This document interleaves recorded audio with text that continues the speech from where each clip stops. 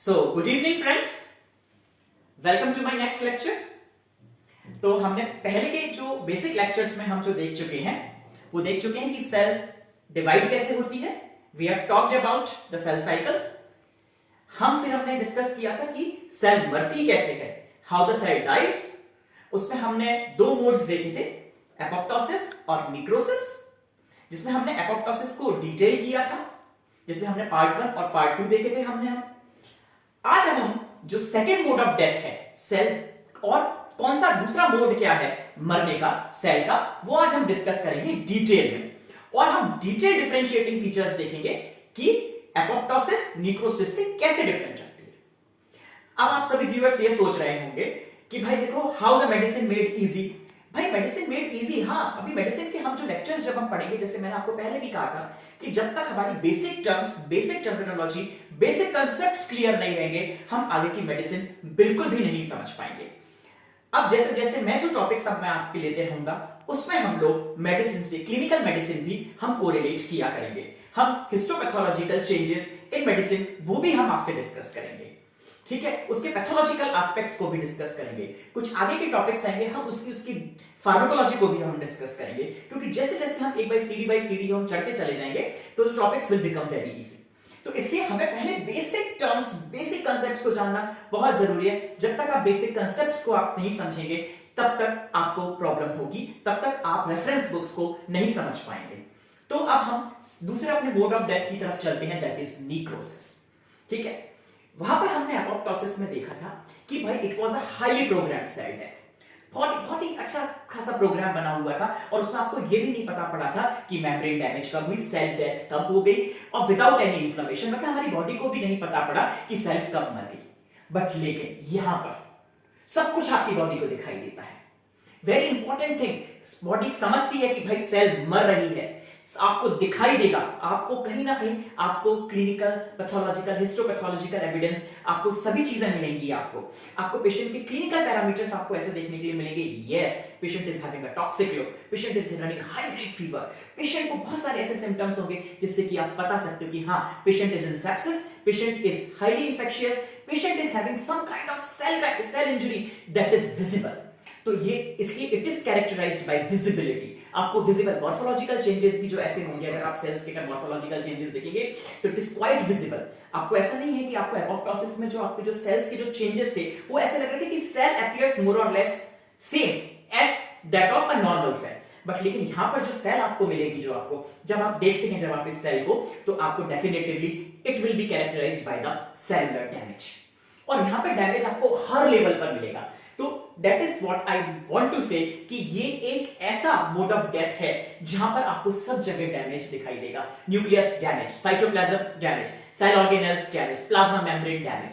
So that's why I say myself necrosis की necrosis says yes I am characterized by membrane damage, कि यहां पर membrane damage हुई है, membrane damage हो गई। आप किसी भी मेम्ब्रेन को ले लेना, चाहे let it be a mitochondrial membrane, let it be a cytoplasmic membrane, let it be a lysosomal membranes, मतलब जो इतनी भी membranes हैं वो सारी की सारी membranes damage होंगी। That is a very very very important topic, but that is a very very very important point which differentiates it from apoptosis। मैं आपको बार बार ये बता रहा हूं कि apoptosis में cell membrane damage नहीं हो पाती। Yes, you find an alteration in the cell membrane, but you have a cellular membrane damage in necrosis. That is a very important। तो नाउ लेट अस रिकॉल, अब थोड़ा सा हम रिकॉल करते हैं हम लोग कि निक्रोसिस और एपोप्टोसिस में क्या क्या मेजर डिफरेंसेस हैं। एपोप्टोसिस आपको समझ में आएगा, और उसमें कुछ ऐसे टॉपिक्स में जो आपको कुछ ऐसी चीजें भी लेके आया हूं, मैं ऐसे कुछ पॉइंट्स भी लेके आया हूं, शायद हो सकता है वो आपको नए लगे, पर लेकिन वो नए नहीं है, वो कहीं ना किसी टेक्स्ट में दे रखे हैं। और मैं उन सारे टेक्स्ट का एक निचोड़ लेकर के आपके पास एक टैबुलेटेड फॉर्म में मैंने 8 मेजर डिफरेंसेस लिखे हैं निक्रोसिस और एपोप्टोसिस में। So now let us see. It is characterized by cellular membrane damage. You can see here the cell membrane remains intact. इसमें सेल मेम्ब्रेन का डैमेज नहीं होता है। Very important thing. अगर हम लोग देखें कि जो निक्रोसिस होगी, निक्रोसिस में सेल का साइज बढ़ता है। जब हम हिस्टोपैथोलॉजिकल अपीयरेंस देखते हैं तो it is characterised by cellular swelling, cell का साइज बढ़ेगा। यहां पर it is characterised by cellular shrinkage, वहां पे सेल का साइज कम होता है। अगर आप देखें, मैंने कहा हर जगह किसी ना किसी चीज का डैमेज होगा। हम बात कर रहे थे वहां पर क्या हो रहा था कि डीएनए डैमेज हो रहा था, but in the form of condensation, not lysis. तो वहां पर आपको क्या मिलता है, कैरियोरेक्सिस मिलेगा आपके पास में, और there will be a karyolysis in this is opposite one. The karyolysis is seen in necrosis, but the karyorexis it is seen in apoptosis. मतलब there is a chromatin condensation which is seen in apoptosis, and there is a lysis of DNA which is seen in necrosis. Okay. तो इसीलिए जो आपके पास अगर बात करते हैं हम लोग कि निक्रोसिस में जो होगा हमारे पास में, कि अगर हम निक्रोसिस में देखें जो आपका जो डीएनए होगा, जो आपके पास में जो डीएनए जो हम लोग देखते हैं, DNA it is in the form of step ladders की फॉर्म में होगा आपके पास में। मतलब ऐसे सीडी बाई सीडी चढ़ेगा आपके पास में, कि पहले कुछ डीएनए का डैमेज हो गया, फिर एक नॉर्मल डीएनए मिला, फिर एक डीएनए का डैमेज हुआ, फिर एक नॉर्मल डीएनए मिला, फिर डीएनए का डैमेज हुआ, फिर एक नॉर्मल डीएनए मिला। This is known as step ladder appearance.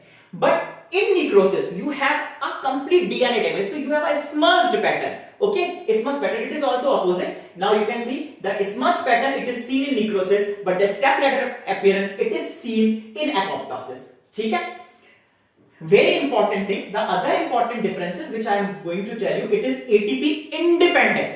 यहां पर एनर्जी का कोई यूटिलाइजेशन नहीं होता, but the energy is released, but it is highly ATP dependent. इसमें एनर्जी का यूज होता है। हमने आपको बताया था कि वहां पर जो आपके पास cytochrome c which was released by the mitochondria, here there is no release of cytochrome C in mitochondria, but there is a ATP depletion.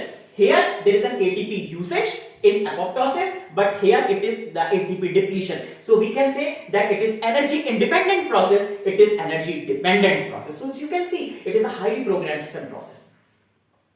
Similarly, अगर हम लोग देखें निक्रोसिस हमेशा ग्रुप्स में होगी, क्योंकि वहां पर आपको मालूम है एनर्जी का कंजम्पशन होगा, तो वहां पर एक एक सेल करके बढ़ती है वहां पर। लेकिन हम निक्रोसिस में देखें it occurs in a group of cells, मतलब एक साथ बहुत सारी सेल्स डाई होंगी, और यहां पर एक एक करके ग्रुप जैसे डाई होती है। जैसे एक सेल है हमारे पास, वो डाई हो गई, और जो उसकी जो फैगोसिटिक बॉडीज बनी, जो आपके पास एपोप्टोटिक बॉडीज बनी, उसको उसके नेबरिंग सेल्स ने खा लिया। यहां पर क्या होता है कि वहां पे एक साथ पूरी की पूरी सारी की सारी सेल्स डैमेज हुई, और वहां पे जो इन्फ्लेमेटरी सेल्स है वो उसको खाती हैं। So it is characterised by inflammation. Necrosis is always characterised by inflammation, but apoptosis is not characterised by the inflammation. अगर हम लोग if we talk about staining of this necrotic cells, तो necrotic cells की अगर staining देखेंगे, so it is demonstrated by PI staining, and it is demonstrated by annexin 5 staining. Okay, so यहां पे staining के भी दोनों डिफरेंसेस हैं आपके पास में। पीआई स्टेनिंग से इसको डेमोंस्ट्रेट करते हैं, हम इसको एनेक्सिन 5 से डेमोंस्ट्रेट करते हैं। And there is a leakage of lysosomal enzymes, and there is no leakage of lysosomal enzymes. और लाइसोसोमल जो एंजाइम्स होते हैं, चाहे डीएनएजेस हैं, आरएनएजेस हैं, प्रोटीएजेस हैं, क्योंकि वही सारी की सारी सेल मेम्ब्रेन को डैमेज करेंगे, तो वहां पर there is no leakage, but there is a leakage. So these are the important differentiating features. You have, it is characterized by the cellular membrane damage, it is not characterized by the cellular membrane damage, it is characterized by the cellular swelling, it is characterized by the cellular shrinkage. The necrosis is characterized by the smudged appearance of DNA, it is opposite, please just keep in your mind. And the step ladder appearance, it is seen in apoptosis. Similarly, the karyolysis will be seen in necrosis, means nuclear damage, it is seen in necrosis, but the karyorexis means there is a division of the DNA which is seen in the apoptosis. It occurs in a group of cells. बहुत सारी cells एक साथ बढ़ती हैं in necrosis, and it occurs in a single cell. And it is demonstrated by the PI staining. It is demonstrated by the annexin B. It is characterized by the lysosomal leakage of the enzymes. It is not characterized by the leakage of lysosomal enzymes. So these are the important 8 differences between necrosis and apoptosis. So I think the necrosis and apoptosis is quite clear to you कि यहाँ पर क्या-क्या हो रहा है. Now let us see what is happening inside the cell. एक थोड़ा सा एक नटशेल में हम लोग देखते हैं कि निक्रोसिस के अंदर क्या हो रहा है। लेट अस सी। मैंने क्या कहा, हर जगह की मेम्ब्रेन डैमेज होगी, माइटोकॉन्ड्रियल मेम्ब्रेन डैमेज हो रही है, साइटोप्लाज्मिक मेम्ब्रेन डैमेज हो रही है, लाइसोसोमल मेम्ब्रेन डैमेज हो रही है। अब चूंकि लाइसोसोमल मेम्ब्रेन डैमेज हो रही है, तो सारे के सारे प्रोटीएजेस जो हैं आपके पास में, लाइक डीएनएस, आरएनएजेस, ये सारे के सारे रिलीज होंगे, और आपके सारे के सारे सेल मेम्ब्रेन को डैमेज कर देंगे, न्यूक्लियस को डैमेज कर देंगे, और उसी की वजह से ही हमें हिस्टोपैथोलॉजिकल अपीयरेंस मिलता है। साइटोप्लाज्मिक मेम्ब्रेन डैमेज हो गई तो भाई वहां पे वो सीधी सी बात है, वहां पर जो हमारे जो सोडियम और H+ ATPase जो आपके पास पंप है वो रिवर्स डायरेक्शन में वर्क करेगा। तो वहां पर अब सोडियम अंदर आ जाएगा और हाइड्रोजन पंप बाहर आ जाएगा। तो हम जो नॉर्मली जो फिजियोलॉजिकल जो आपके पास जो सोडियम हाइड्रोजन पंप है या कैल्शियम हाइड्रोजन पंप है, उसमें क्या होता है कि hydrogen remains inside the cell and the sodium calcium remains in the extracellular spaces. But here during the injury the reverse happens, मतलब उल्टा होगा। तो H+ तो आपका बाहर चला जाएगा और सोडियम और कैल्शियम अंदर आ जाएंगे। तो सेलुलर एनवायरनमेंट जो होगा वो आपका हाइपरऑस्मोटिक हो जाएगा। तो इसलिए वहां पर वाटर का एब्जॉर्प्शन होगा और सेलुलर स्वेलिंग होगी और सेल का साइज बढ़ जाएगा। वहां पर क्या हुआ था एपोप्टोसिस में? There was a cellular shrinkage. तो here there is a cellular swelling because of the defective sodium hydrogen pump present on the cell membrane. In mitochondria, I have told you, yes, there is an ATP depletion. वहां पे oxidative phosphorylation नहीं होता है। अब oxidative phosphorylation नहीं होगा, ATP depletion हो जाएगा, तो that leads to detachment of ribosomes. वहां पे जो आपके पास एंडोप्लाज्मिक रेटिकुलम के ऊपर जो आपके राइबोसोम्स होते हैं वो डिटैच हो जाते हैं और जिसकी वजह से प्रोटीन सिंथेसिस नहीं होता, so there is a protein depletion. So because of the mitochondrial membrane damage you have a protein depletion. Because of the cytoplasmic membrane, definitely there is an increase in the osmolarity of the cell, so there is a cellular swelling. Because of the release of the lysosomal enzymes, so there is a cell lysis and nuclear lysis. So this happens in the necrosis, means it is characterized by the membrane damage. I think it is clear to you कि आपके पास में जो apoptosis में वहां पे membrane damage नहीं हुआ था, यहां पर मेम्ब्रेन डैमेज ही डैमेज हो रहा है। So it is characterised by the membrane damage and it is followed by the inflammation. Very important topic, very important thing to be discussed. Okay, now let us see what are the types of necrosis. Necrosis हमारे पास में अलग-अलग scene में हमें अलग-अलग तरीके में necrosis मिलती है and that depends on the histopathological appearance of a cell.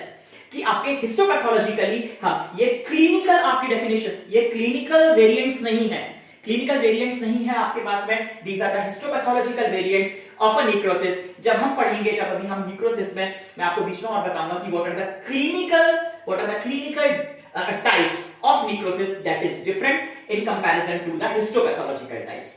तो हमारे पास जो टाइप्स ऑफ निक्रोसिस है जो मैं इस लेक्चर में आपको बता रहा हूं, वो आपके हिस्टोपैथोलॉजिकल टाइप्स ऑफ निक्रोसिस है, ना कि वो आपके क्लिनिकल टाइप्स ऑफ निक्रोसिस है।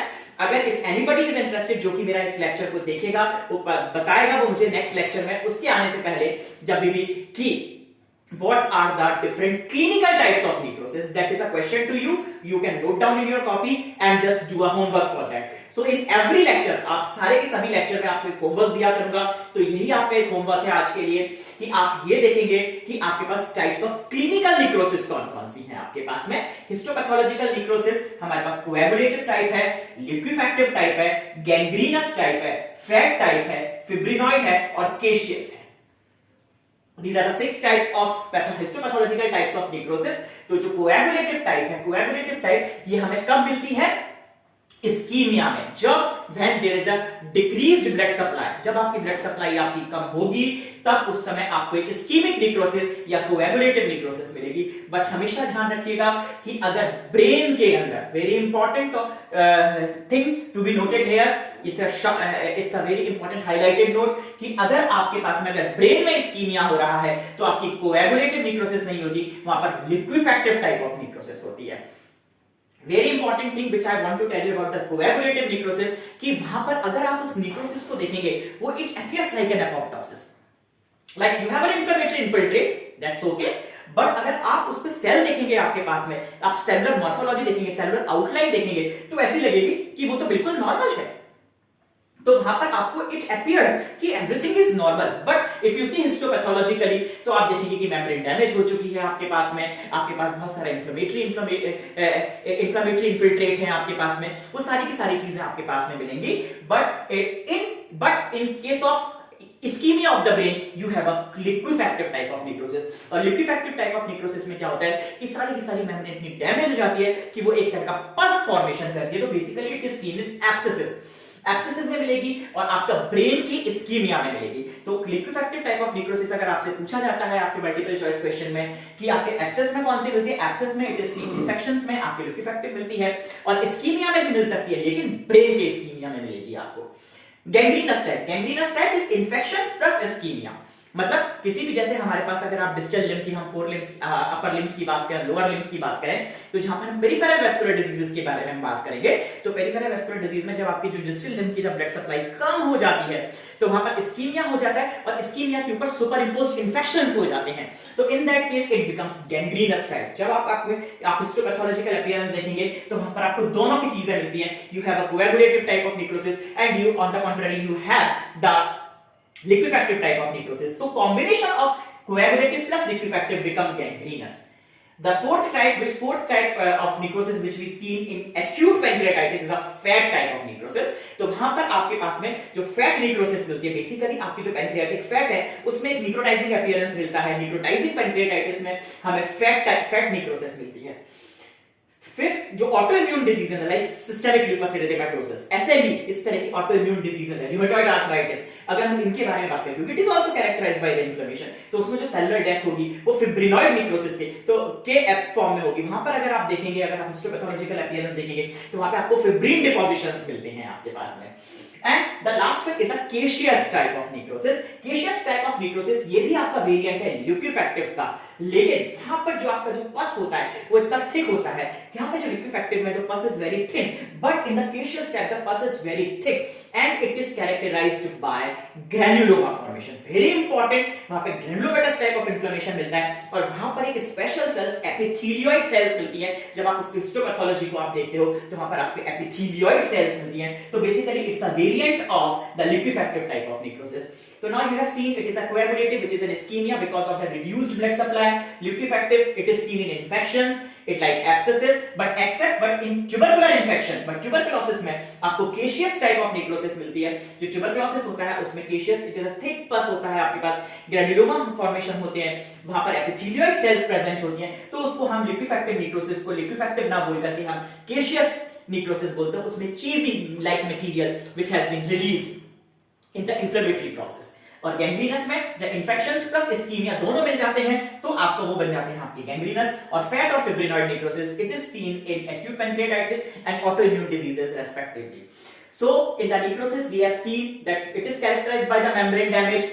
What are the important differentiating features between a necrosis and an apoptosis and a histopathological variants of a necrosis we have discussed.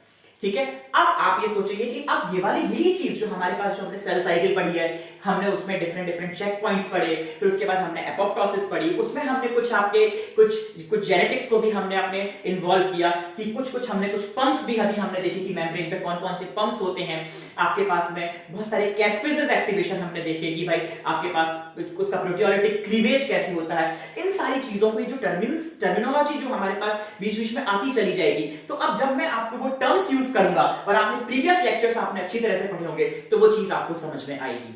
I think मेरे हिसाब से necrosis में from this at this level the necrosis is quite clear to you and it is also clear to you कि what is the difference between a necrosis and an apoptosis कि cellular death और cell cycle अब हमने complete कर चुके हैं। अब हम आगे के कुछ जो लेक्चर्स होंगे वो हम उस तरह से डिस्कस करेंगे जिसमें कि आपको ये समझ में आएगा कि व्हाट इज, हाँ कुछ हम क्लिनिकल मेडिसिन को भी हम जैसे साथ में लेंगे। अभी हमने जैसे कुछ एग्जांपल्स डिस्कस किए, जैसे इस्कीमिया लाइक मायोकार्डियल इन्फेक्शन की बात करें, इस्कीमिया क्या होगा भाई, जैसे मान लीजिए ब्लड सप्लाई आपके पास में हार्ट की कम हो गई तो भाई मायोकार्डियल इन्फेक्शन। तो आपसे क्वेश्चन इसीलिए मेडिसिन में क्वेश्चन ऐसे पूछा जाएगा इसका कि which type of necrosis is seen in myocardial infarction, so that is a coagulative type of necrosis.